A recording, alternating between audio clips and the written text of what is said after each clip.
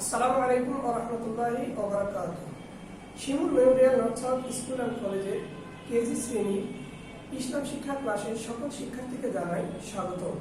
শিক্ষার্থীরা, আশা করি তোমরা সকলে অনেক ভালো আছো। আল্লাহ সকলকে সুস্থ রাখুন, এই শুভকামনায় আমি মোহাম্মদ আব্দুল্লাহ তোমাদের আজকে নতুন একটি বিষয় নিয়ে ক্লাস নেওয়ার জন্য উপস্থিত হয়েছি। তো শিক্ষার্থীরা, ক্লাস শুরুর আগে তোমাদেরকে বিনোদন স্বরূপ আমি একটি ইসলামী সঙ্গীত গেয়ে শোনাবো। তোমরা সকলে আমার সাথে এই সঙ্গীতটা গাইবে।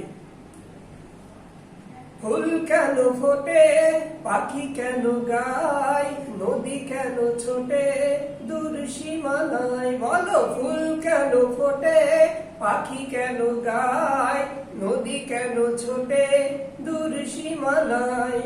পাতা কেন দোলে, মন কেন ভোলে, পাতা কেন দোলে, মন কেন ভোলে, কেন এত রং দূর নীলিময়। বলো, ফুল কেন ফোটে, পাখি কেন গায়, নদী কেন ছোটে দূর সীমানায়। কেন এত রং, কেন এত ছবি, এঁকেছে কে কোন সে কবি।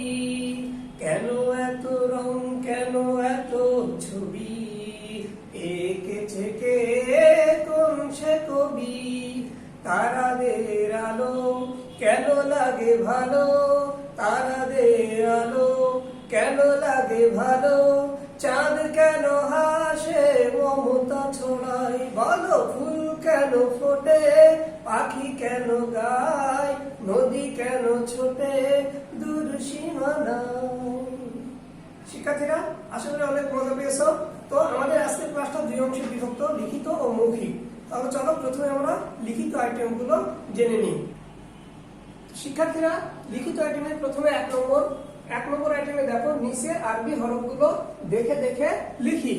প্রথমে আছে আইন, প্রথমে আছে আইন, তারপরে গইন, তারপরে ফা।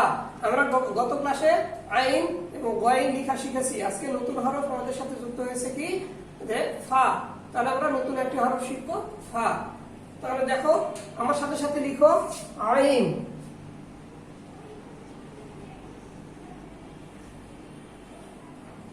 আইন আইন লেখার সহজ একটা পদ্ধতি আছে।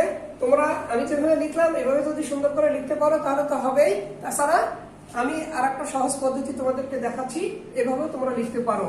প্রথমে এই ছোট অংশটা এইভাবে লিখে নিবে, তারপরে এখান থেকে বড় অংশ এইভাবে লিখে নিবে, তাহলে আইন হয়ে যাবে।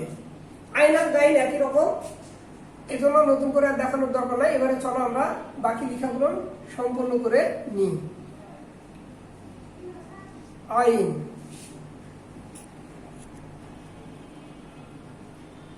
গইন,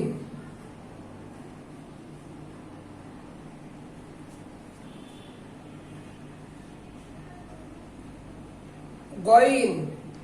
এবার আমরা ফা শিখবো, ফা। ফা ফা লেখার একটা সহজ নিয়ম আছে, সহজ পদ্ধতি আছে, তোমাদেরকে দেখাই, একবার ভালো করে দেখো।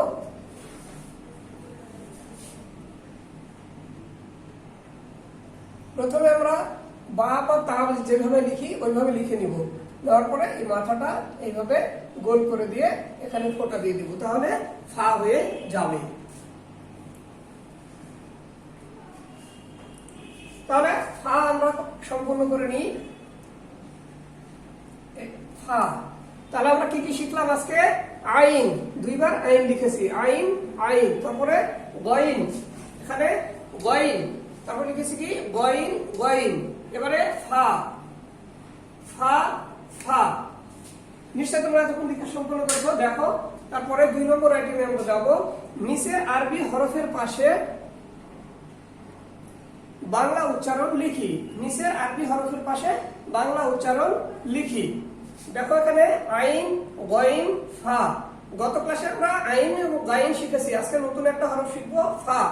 তো আজকে আরেকবার আমরা আইন গাইন শিখবো। দেখো, সবাই লিখে নাও, সরেয়া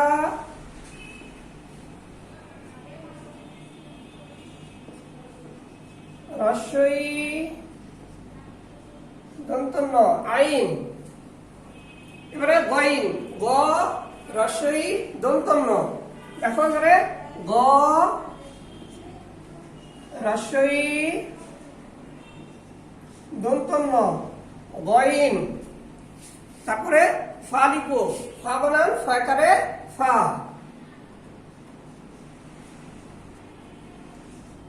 ফয়কারে ফা। তাহলে আমাদের 2 নম্বর আইটেম লেখা শেষ হলো। এবারে আমরা 3 নম্বর আইটেমে যাব। দেখো 3 নম্বর, নিচের নুক্তাবিহীন হরফগুলো সার্কেল করি। নিচের নুক্তাবিহীন হরফগুলো সার্কেল করি। এবারে দেখো নুক্তাবিহীন মানে কি? নুক্তাবিহীন মানে যে হরফগুলোতে নুক্তা নাই সেই হরফগুলো আমরা সার্কেল করব, অর্থাৎ গোল চিহ্ন করে দিব। দেখো নুক্তা নাই, প্রথমে হা, হায়ের উপরে নুক্তা নাই, অতএব এটা আমরা গোল করব। তারপরে দেখো দাল, দালের উপরে নুক্তা নাই, এটা আমরা গোল করে দিব। এরপরে শেষে আছে র, র হরফে আমরা গোল করে দিব। তাহলে আমরা লিখিত আইটেম শিখলাম। আশা করি তোমরা সবাই ভালোভাবে বুঝতে পেরেছো এবং লেখা সম্পন্ন করেছো। এবারে আমরা আমাদের মৌখিক কিছু অংশ আছে, সেই মৌখিক পড়াগুলো শিখব। শিক্ষার্থীরা, তাহলে আমরা 1 থেকে 3 পর্যন্ত লিখিত আইটেম এতক্ষণ শিখলাম। এবারে আমরা বাকি 4 থেকে 6 পর্যন্ত আইটেম আমরা শিখবো, এগুলো মৌখিক। দেখো এখানে লেখা আছে মৌখিক। 4 নম্বর, নিচের প্রশ্নগুলোর উত্তর জেনে নিই। কি সম্পর্কে? ইবাদত সম্পর্কে। তাহলে এখানে ইবাদত সম্পর্কে 3টি প্রশ্ন দেওয়া আছে, এই 3টি প্রশ্ন আমরা এখন জেনে নিব। ক নম্বর, দেখো আমরা কার ইবাদত করব? আমরা মহান আল্লাহর ইবাদত করব। আমরা মহান আল্লাহর ইবাদত করব। কেন মহান আল্লাহর ইবাদত করব? কারণ আমাদের সৃষ্টিকর্তা, আমাদের মালিক, আমাদের একমাত্র প্রভু হচ্ছেন মহান আল্লাহ রাব্বুল আলামিন। আমাদের বাসা বাড়িতে যদি কেউ কাজ করে তাহলে তাদেরকে যেমন আমরা খেতে দিই, তাদেরকে পারিশ্রমিক দিই এবং তারা আমাদেরই কাজ করে, অন্য কোনো বাড়ির লোকের কাজ করে না, তেমনি আমরা সকলেই মহান আল্লাহ রাব্বুল আলামিনের সৃষ্টি জীব এবং মহান আল্লাহ রাব্বুল আলামিনই আমাদের মালিক। তাই আমরা মহান আল্লাহর ইবাদত করব। দ্বিতীয়, দেখো খ নম্বরে, সবচেয়ে বড় ইবাদতের নাম কি? সালাত। সালাত ইসলামের 5টি মৌলিক স্তম্ভের মধ্যে অন্যতম একটি স্তম্ভ, এটি ইসলামের দ্বিতীয় স্তম্ভ। সালাত বলতে আমরা নামাজকে বুঝি। তাহলে সবচাইতে বড় ইবাদতের নাম হচ্ছে সালাত। সালাত ছাড়া আমাদের অন্য কোনো ইবাদত কবুল হয় না। এই জন্য আগে আমাদেরকে কি করতে হবে? সবচাইতে বড় ইবাদত সালাত আদায় করতে হবে। গ নম্বর, ইবাদত অর্থ কি? ইবাদত অর্থ হচ্ছে আল্লাহর গোলামি করা। তাহলে এই গ নম্বর থেকে আমরা আবারও কনফার্ম হলাম, শিওর হলাম কি যে আমরা কার ইবাদত করব? আল্লাহর ইবাদত করব। কেননা ইবাদত শব্দের অর্থই আল্লাহর গোলামি করা। যেহেতু ইবাদত শব্দের অর্থই আল্লাহর গোলামি করা, তাই আমরা আল্লাহর ইবাদত করব। এবার আমরা 5 নম্বর আইটেমে যাব। দেখো 5 নম্বর আইটেম আছে নিচের হরফগুলো দিয়ে ছড়া জেনে নি। নিচের হরফগুলো দিয়ে ছড়া জেনে নি। জ এবং আইন, এই দুটি হরফ আছে, এই দুটি হরফ দিয়ে আজকে আমরা ছড়া শিখব। দেখো জয়ে জরফুন, জয়ে জরফুন, জরফুন অর্থ পাত্র, জরফুন অর্থ পাত্র। জরফুনে খাবার নাও, সবাই মিলে খেতে যাও। তাহলে জ দিয়ে আমরা কি শিখলাম? জরফুন। জ দিয়ে শিখলাম জরফুন, জরফুন অর্থ পাত্র। জরফুনে খাবার নাও, সবাই মিলে খেতে যাও। এবারে পরবর্তী হরফে আসি। পরবর্তী হরফে আইন। আইন দিয়ে একটা শব্দ আমরা শিখবো। আইন দিয়ে শব্দ হচ্ছে ইনাবুন। আইন দিয়ে শব্দ হচ্ছে ইনাবুন। ইনাবুন শব্দের অর্থ আঙুর। আঙুর একটা ফলের নাম, আমরা জানি। দেখো ছড়া কি বলা আছে এখানে? ইনাবুন গুলো গাছে ঝুলে, শিয়াল তাকায় মুখ তুলে। তাহলে আইন দিয়ে কি ছড়া শিখলাম? ইনাবুন গুলো গাছে ঝুলে, শিয়াল তাকায় মুখ তুলে। তাহলে আইন দিয়ে শব্দ শিখলাম ইনাবুন। ইনাবুন অর্থ জানলাম আঙুর, একটা ফলের নাম। আর ইনাবুন গুলো গাছে ঝুলে, শিয়াল তাকায় মুখ তুলে। এরপরে আমরা 3 নম্বর আইটেমে যাব, 6 নম্বর আইটেমে যাব। দেখো 6 নম্বর আইটেমে আছে সত্য না মিথ্যা জেনে নি। ক, খ, গ এবং ঘ, 4টি আইটেম আমরা এখানে শিখব।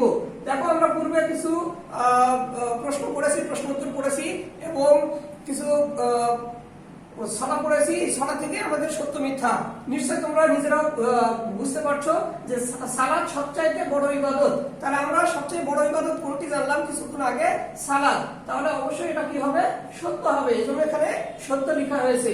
আমরা মানুষের ইবাদত করি, কিন্তু আমরা প্রথম প্রশ্নে কি শিখলাম যে আমরা কার ইবাদত করব, আল্লাহর ইবাদত করব, কিন্তু এখানে আছে আমরা মানুষের ইবাদত করি।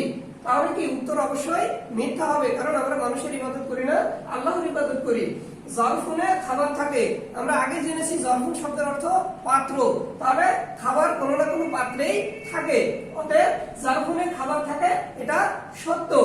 আর শিয়াল তাকায় মুখ তুলে, আইন দিয়ে একটা শব্দ শিখলাম আমরা যে আইনে ইনাবুন, ইনাবুন অর্থ আঙুর, আর এই আঙুর দেখে শিয়াল তাকায় মুখ তুলে, এই ছড়াটা আমরা পড়েছিলাম। অবশ্যই শিয়াল তাকায় মুখ তুলে এটা হবে সত্য।